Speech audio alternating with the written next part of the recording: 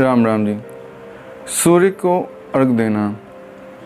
सनातन धर्म में सूर्योदय से पहले जागना और सूर्य को अर्घ देना, इन दोनों को बहुत ही महत्वपूर्ण माना जाता है। तो सूर्य को अर्घ देने के पीछे कोई आडंबर, कोई पुराना रीति रिवाज ही है या इसके पीछे कोई वैज्ञानिक आधार भी है।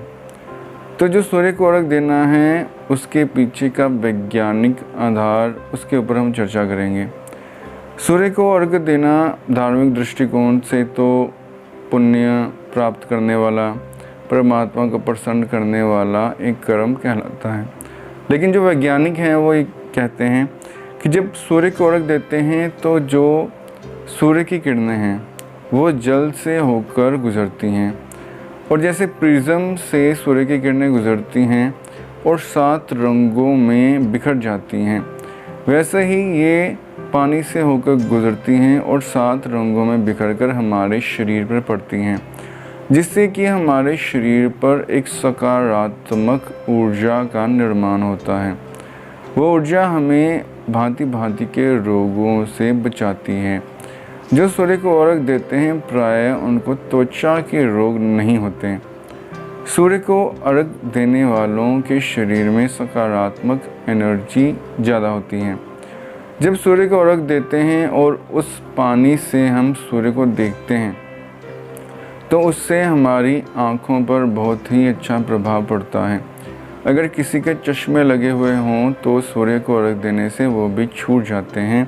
आँखों की ज्योति बढ़ती है, आँखें शक्तिशाली होती हैं और नेत्रों के रोगों से बचे रहते हैं। जो पुरातन लोग थे वो 100 वर्ष तक भी बिल्कुल सही देखते थे। आजकल तो 10-12 साल के बच्चे की आँखों में भी चश्मा चढ़ जाता है। तो एक मुख्य कारण सूर्य को अर्घ देना माना जाता है। सूर्य को अर्घ देना नेत्र ज्योति के लिए भी बहुत लाभदायक है। रोग प्रतिरोधक क्षमता को बढ़ाने में भी सूर्य का अर्घ बहुत उपयोगी है। ऐसा शोध करके पाया गया है कि जो लोग सूर्य को अर्घ देते हैं उनके शरीर में जो इम्यून सिस्टम है वो बहुत स्ट्रॉन्ग रहता है बाकी लोगों की अपेक्षा। अर्घ देते समय हमारे शरीर को जो विटामिन डी चाहिए होता है वो भी सूर्य से हमें मिल जाता है। जब किरणें जो हैं हमारे शरीर पर पड़ती हैं तो हमारे शरीर के जो रोग हैं, जो हमारे शरीर में कुछ रोग पनप रहे होते हैं, उनको भी पनपते हुए ही समाप्त कर देती है, उनको बढ़ने नहीं देती।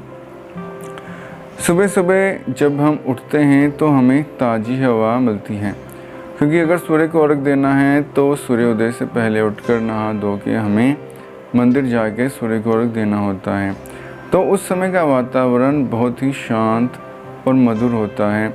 ना तो तब गाड़ियाँ चल रही होती हैं, जो स्कूटर, मोटरसाइकिल या व्हीकल हैं वो भी उस समय नहीं चल रहे होते, तो वातावरण बहुत शुद्ध होता है।